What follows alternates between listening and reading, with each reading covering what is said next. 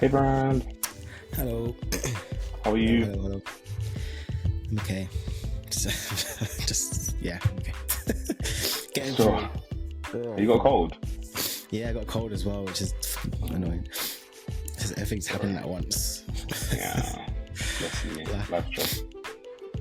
Yeah. How are you? Yeah, I'm alright, thanks. Not too bad. Not too bad. Yes, but yes, let's get into it. So let us move into our hot topics for the day. Hi everybody, welcome to the Rate Podcast, the podcast where we speak about all things music and popular culture. I'm Carl CNN, And I'm Olivade. and today we're giving you a rundown, a rated rundown of things happening in the industry at the moment. First and foremost, I wanted to start with, feel like I'm talking on fast forward. First, I wanted to start with so impressed. First, I wanted to talk about Flo's album. So they released an album, their debut album called All Access All Areas. Jesus, what the name? AAA.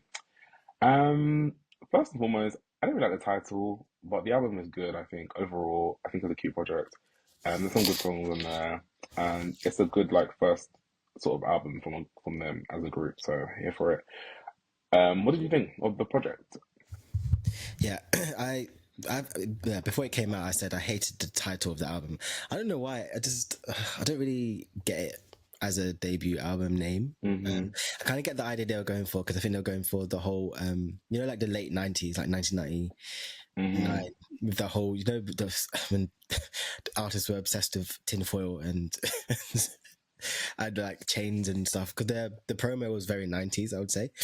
Um, so I get what they were going for, but yeah, the name is just horrible. But the first listen, I wasn't really like that sold.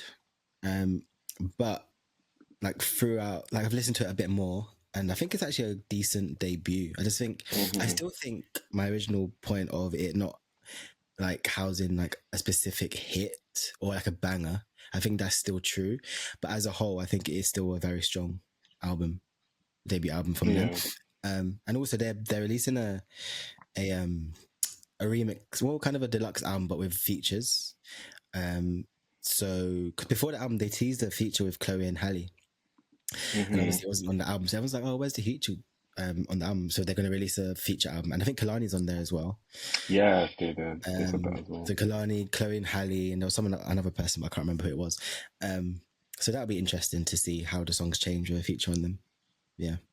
Yeah, same to be honest. It would be interesting. They were on tour with Kalani in America, so I guess that's how that kind of collaboration came about. I feel like the Chloe and Halle thing makes sense, like in terms of them working with like another duo group. Yeah, but I agree with you in terms of like the lack of a hit. I think that's one thing that they were lacking in terms of like a hit. But I hear they're going to debut in the top three of the UK charts, which is good for them for a first album. Um, Also, I think um they should probably focus on, I don't know, just like random, no one asked, but just giving my opinion anyway. I think they should focus on like just the American market a bit more. I feel like the UK is not really here for like R&B groups and R&B in general. So I feel like they should take the LMA route and just kind of go over to the US and just keep pushing that sound over there. And I think that'll work for them eventually. Um yeah. Yeah, I mean, people keep saying that they sound like an American group anyway, because I think that's the kind Mm, of, because like normally like sometimes UK artists they put the like UK twang on their songs and stuff, but mm-hmm, Flo are putting an American twang on their songs, I would say. So I yeah. think I agree with you in that. I think they should definitely focus on America. Also, one thing, Jade from Little Mix shouted them out, which is nice. Oh, I that's don't know if you nice. saw. Yeah, she put them on her story and was like, "Oh, we love to see a girl group winning." Blah blah blah. Oh, I thought that was just nice to see another yeah, girl that's group nice. member.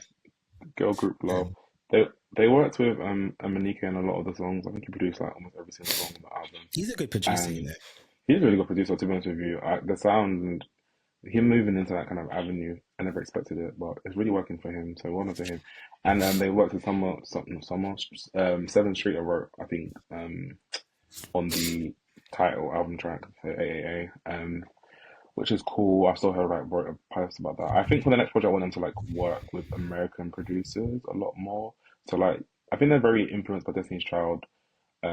They went on Terrell's show and they spoke about Destiny's Child, and I was just thinking maybe they could work with like Dark Child, Joanne Dupree, some of the producers Destiny's Child have worked with previously, so they can really curate that American sound properly. Obviously, not losing Mm. touch with Emenike because I think he's a great producer and writer, and he helps them write as well. So, yes. What would you rate the album out of 10? I'll give it a solid, maybe 6.5. Hmm. I'm just gonna say some of my favorites without anyone asking, but I'm gonna do it I love that. You'll have a proactive king. anyway. I growing on In My Bag a lot. I think Hmm. out of all of the songs on the album, that is the most single worthy, I would say, Yeah. especially with the Glorilla feature because she's so big right now as well. So it makes sense. And I love the video. The video just made me like the song even more. Hmm. And I like How Does It Feel? Walk Like This. I Would Hate to Be My Ex. And then I like Got to Get It Till I'm Gone, Yeah. Another I song. think. Yeah.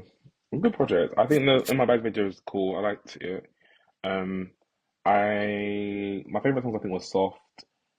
I never listened to Check until recently, and it has that nice beat. That beat. I can't believe you didn't listen to I know, it's so bad. I know, it's terrible of me. And it sounds new to me now, obviously, because I mean, I've heard it for the first time like within the last week. So yeah, Check, Soft, and Shoulda, Woulda, Coulda are my faves, I believe. this. Um, I knew you was gonna like Soft. That's definitely Carl coded. I like slow jams now. I don't know what's happened to me, but yeah, I'm a softie, literally soft. So yeah, I'll give it 6.5 as well. I think it's a good project, and I'm looking forward to hearing their next stuff. And I hope they don't wait too long to release like a next project or next like follow up. Like I feel like I enjoy what Tyler's doing. She's like released music. She doesn't waste time. She just kind of goes on to the next thing and just Mm. keeps pushing, and whatever kind of will stick will stick. So yes, yes, yes. Well done to Flo. Love that representing for the UK. There's someone else. I've got some random things on the list, but like random. But anyway, I've got like I just saw on Twitter that Chris Brown's old manager was talking about how they got him back on the radio after the Rihanna incident, and I just thought that was interesting because she basically said that I'll put the clip in. She basically said that because no one was trying to play his music, so what they did is when people asked him for collaborations, they made sure they said yes to every single collaboration. And that way, whenever the radio would play the collaboration or songs, he's obviously featured on them. So I remember there was like after the Rihanna thing, he did like Deuces. He did like you don't know Back to the Crib. There was a few songs he was collaborating on like back to back. I remember around that time he was on a few features, and that was intentional apparently. And she also mentioned that when he was like in his prime, obviously, that people would send their daughters in cabs to his hotels. You know, it's funny because at like your station, no one would play him on the radio. Yeah. And at that point, you had to have radio. There were no DSPs and different other platforms for you to use, you know, to break. No TikTok. Twitter wasn't even around, really. It was just starting. Yeah. So it was hard to try and get him, you know, over that hump or get people to change their minds because before it happened, everyone loved him. Kids, parents were dropping their kids off at hotels like, go get Chris Brown. Go get him. And I'm like, if you don't put your daughter back in your car, stop. Yeah. Like parents were sending their kids to the hotel. It was that bad because he was a sweetheart to the world, right? Yeah. So they were like, he's a good kid. I want you to marry this kid. Go get him. You know? But people don't know that parents do that. A lot do of, that. Yeah, they don't know. Yeah. It's ridiculous. Yeah.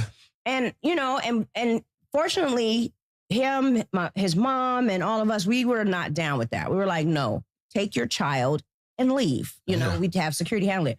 But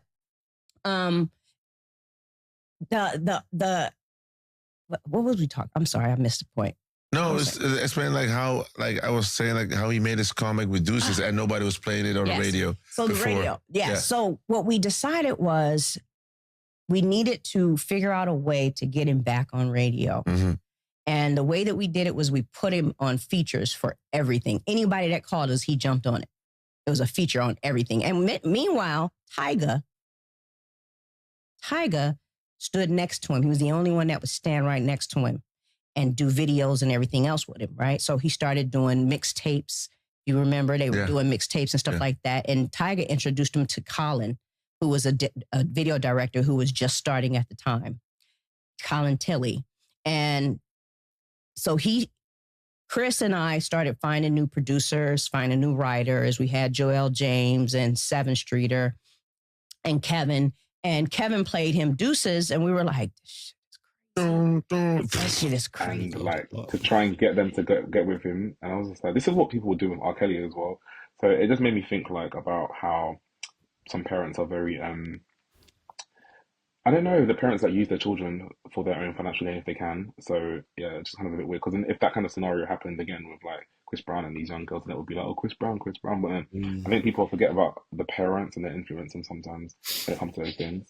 So yeah, just thought I'd mention that. Also, I don't know if it's like the correct date, but um, Rihanna's four of Rihanna's albums anniversary I is know, in it's crazy. November. It's crazy. So we've got what rated R, loud, talk that talk, and unapologetic. Yeah. So yeah, Yeah, they all. if, for the Gen Zers out there who don't know, Rihanna used to release her albums literally every November, without fail. Apart from, I think the only one that she released in summer was Anti was in January, and then I think Random. Good Girl Gone Bad was like summer, maybe June sometime.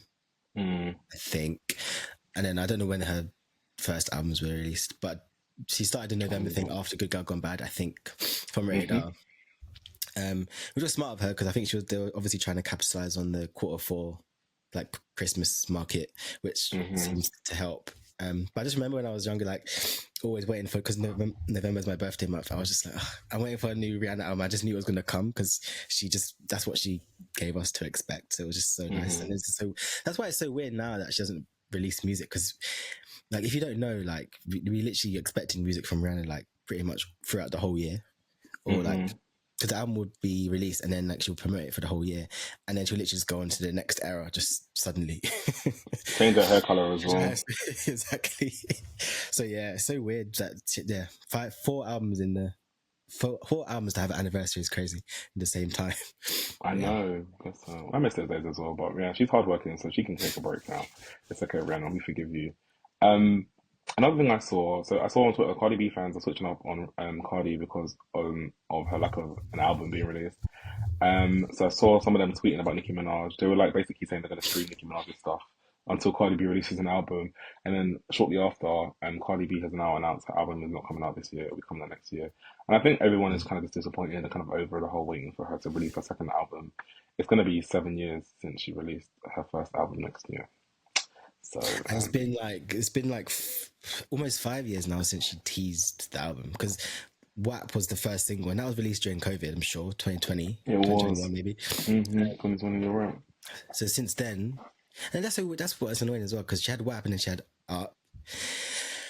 So those are like two big hits that she could have literally just released the album off. So now it's like, At any point. and then people just forgot about those songs now. So now she has to have another big hit. It's just like, yeah, I think people are just a bit over it. I don't know why she's taking so long. I know. I think what you said before was right, that I think she's like Scared. self-sabotaging herself because she's scared, yeah. But I don't think she needs to be scared, because her first album was actually really good. And everything And the that second she, one would have done well as well. yeah, literally everything, pretty much all the singles that she released are very catchy and people like them. So I don't think she has anything to worry about on that That's front. the thing. So yeah. Like we No, said, she's she just should have scared. just released it, like you said, between the WAP and Up times. I think between that window, it was at least like 7, 8 months. So at any point during that time period, she could have released an album, had her baby, then gone away again if she wanted to. Like, Yeah. and she promoted obviously her first album when she was pregnant. So if she needed to do that again, then she could have. But hey ho, Cardi B, good luck for next year. I will be listening to whatever she puts out. Now that you mentioned Nicki, I just remembered that her, was it Starships that became Diamond Diamond, yeah, certified? literally. Yeah. So Literally, so it's Diamond certified now. So she's got like a few songs that are Diamond certified, Super Basses as well, and I think Bang Bang is the other song of hers that she's on that is also Diamond certified. So she also teased the surprise for, because I think the Pink Print era's, I think it says anniversary or something. I saw it yeah, earlier. 10 years. So she said that she's doing a surprise. I don't know what the surprise is. Probably be another song. She released Pink Print 10th anniversary vinyl and she added 4 extra songs to it basically. So she's got a song with Juice WRLD, Sway Lee, Davido, and David Guetta, and someone called Parker Igile. Um, so there's 4 songs she released. I think she worked on them around that time, but she didn't put them on the album. So she put them like on this new edition, basically. So yay, Nicki! Woo! I think that she is definitely gearing up for a little, like a big break. The way that she's like she's doing a lot. Like she's been doing a lot, like touring. She's been touring for the last year or so. Mm-hmm. And she's like giving us it's like she's celebrating all the anniversaries and stuff, and then and the fact that she called the Pink Friday to the hiatus, I just think after this I think she's going to take a long break, which is well deserved, I guess. But I think so too. And I guess it kind of gives someone like another female rapper a chance to kind of not take her spot, but like, because I feel like a lot of female rappers now are very scared to like occupy the same space as Nicki in the industry, because you can see that from the rap girls. So I think that when she goes on hiatus, I think they'll be a bit more confident to like be there, if that makes sense, because she's definitely no matter what they say, they definitely do fear her in that sense, like sales. So I think so too. I think Cardi B will definitely be more confident putting out her album knowing that Nicki's gone away for a little while. So I'm sure it will come next year, but yeah, it shouldn't be dependent on whether she does stuff though. It's just a bit, But anyway, you're right. I think they do feel a bit threatened by her. So when she does go away, they tend to feel more comfortable. And then when she comes back, she takes all the accolades. Besides Doja Cat, she'll be the one that will also be up there in terms of accolades and stuff. But let's see what happens for next year. I have like one more thing on my list in case there's anything else you want to discuss, friend. I can't think of anything right now. Yeah. Okay. Whilst you're doing that, I'll just mention it then. But I saw like a conversation on Twitter. It was basically talking about how R&B music has changed and it doesn't hit anymore. Mm-hmm. And the idea was around like basically expletives and how R&B's are so graphic now. And then someone made a reference to Amaria's poster and how Janae was like, you got to eat a booty like groceries, and how before that R&B songs were quite subtle about sexual references and stuff. And I saw somebody tweet and they were like talking about they love R&B discourse because they made the reference to like juices flowing down your thigh being better than saying pussy so wet. So they were saying like that's how things have changed. Like people used to make sly sexual references, like Rock the Boat by Leah is about sex, but you would never know that it's a sexual song by the title. The like innuendos are really clever. Like she's talking about tie this rope, wear a condom. Like things are very subtle and very very, there's like double entendres written throughout the whole song. Whereas now stuff is very just like, I want to eat your Gucci. Yeah. I don't know. That's the first word that came to my head. So. No, it's true though, yeah. I think I agree with that, to be fair. Also, a lot of the R&B songs were very much more romantic, I think, back in the days. Like, think of like old school slow jams. It's just all about romance and like getting your girl or guy or whatever, and it was just a bit more smooth. I remember there's so many memes going around. I was like, bring back when they used to grab the air, and they used to like stand there with their shirts open, blowing in the wind. In the wind, the videos in the rain as well. Oh yes. It's true. This move. Yes. And the guys, they don't be begging no more. They don't beg for the girls no more. That's another thing. They're not begging. On their knees, just begging. I know. They used to be on their knees, begging me, please, literally. It's so true. There's a lot that's changed, to be honest with you. But yeah, I don't know. I feel like the newer girls are holding it down, like Sam Walker and Money, and sometimes SZA, depending on what genre she wants to sing. So. Yeah. Sam Walker teased a new song as well. Just say that. Yes. As you said that. Called with Stuck. Your Luck. Stuck? That's it. I said Your Luck. Something. Yes. I don't know where I got that from. I really don't know where I got that from. With Odile in it. Yeah. Yeah, I said Your Luck. Goodness I think it's got a bit more to it because I did like Heart of a Woman, but I just feel like it was a bit bare. It was just a bit. It was a bit naked. Yeah. There's just nothing really to it. There was nothing to build. It didn't build up to anywhere. That's the issue that we had. It would be a nice like album track. Yeah, it would have been a good album track with a whole body of work. I can imagine it being a nice like sort of towards the end of the album kind of song.